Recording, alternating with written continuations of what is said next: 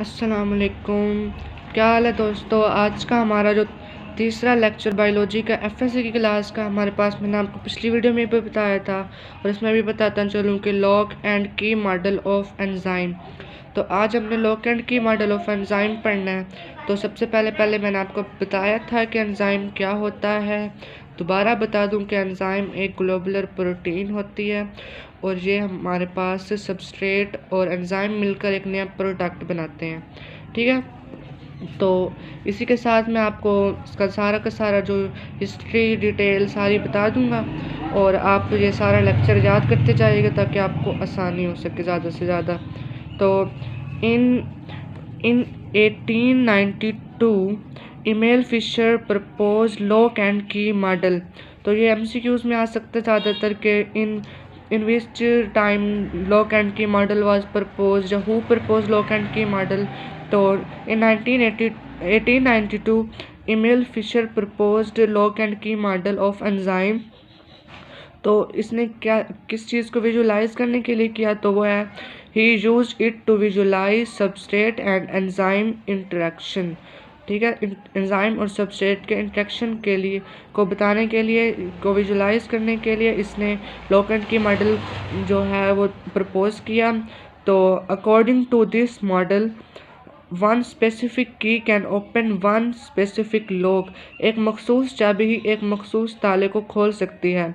In the same manner, इसी तरह से a specific enzyme can transform only one substrate into product या products. ठीक है, तो एक स्पेसिफिक एंजाइम ही स्पेसिफिक सबस्ट्रेट को प्रोडक्ट में कन्वर्ट कर सकती है। कोई भी एंजाइम जो बॉडी में बन जाए तो वो ऐसे ही किसी भी सबस्ट्रेट को प्रोडक्ट नहीं बना सकता, क्योंकि एंजाइम की एक कैरेक्टरिस्टिक भी ये है कि ये स्पेसिफिक होता है चंद स्पेसिफिक सब्सटेंसेस के लिए। इसके बाद चलते हैं according to lock and key model active site is a rigid structure. तो एक्टिव साइट मैंने आपको फर्स्ट लेक्चर में दिखाई थी कि कैसी होती है, इसमें भी मैं आपको डायग्राम के ज़रिए से बताऊंगा कि एक्टिव साइट दरअसल होती कैसी है। तो इसके बाद रिजिड होती है एक्टिव साइट स्ट्रक्चर में। There is no modification of flexibility. तो इसमें कोई फ्लेक्सिबिलिटी की मॉडिफिकेशन नहीं होती in the active site. Active site में during, before and after the enzyme action. तो एंजाइम एक्शन के बाद लॉक एंड के मॉडल के मुताबिक कोई भी उसके पहले, उसके दौरान, उसके बाद में कोई भी मॉडिफिकेशन नहीं होती। तो इसके बाद हम चलते हैं it is only used to template. ये टेम्पलेट करने के लिए यूज़ होता है। और later studies did not support the model of this reaction.